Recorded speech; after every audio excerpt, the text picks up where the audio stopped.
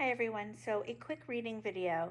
On Friday, Brianna printed out this text level assessment, and basically what it's for is on Max's data sheet. I know that he was listening to Epic books and answering questions, but what I'd like him to switch to is I'd like him to start picking an Epic book, reading it himself, and then with your help with reading the questions, answering the comprehension questions.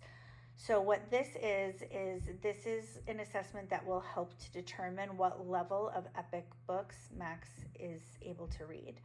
So on Friday he did one, it was a level D, but believe it or not, I think the level D might have even been a little bit too easy for him. He might be, I think it was D. It was either level C or D, but I think he might be at a step higher. I'm not sure, but Brianna said that she would, from this little packet, she would do the quick assessment, determine what would be a good level to start him on with Epic, and then he would do this. So you would just put the title and the level of the Epic book, the number of words he got wrong, and then I'm actually going to go in and add a line for the comprehension questions.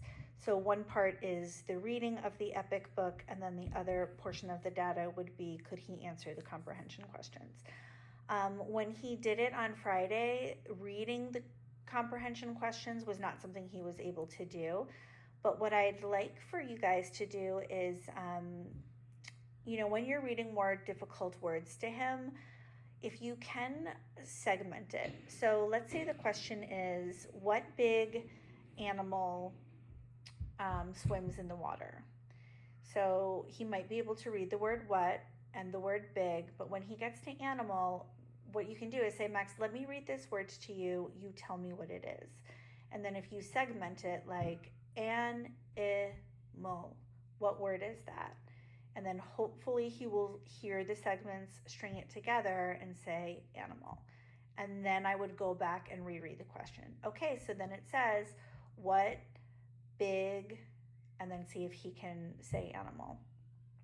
I know this is probably not a great description of what I'm hoping for, so I might down the road make a video that's clearer.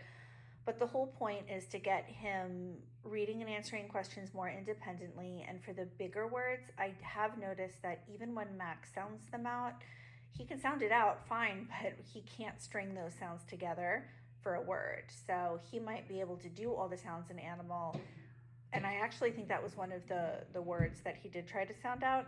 But then when he strung it together, he said something like list or something like completely off the mark. So listening to segmented words and then being able to string them together is a good skill for him to practice.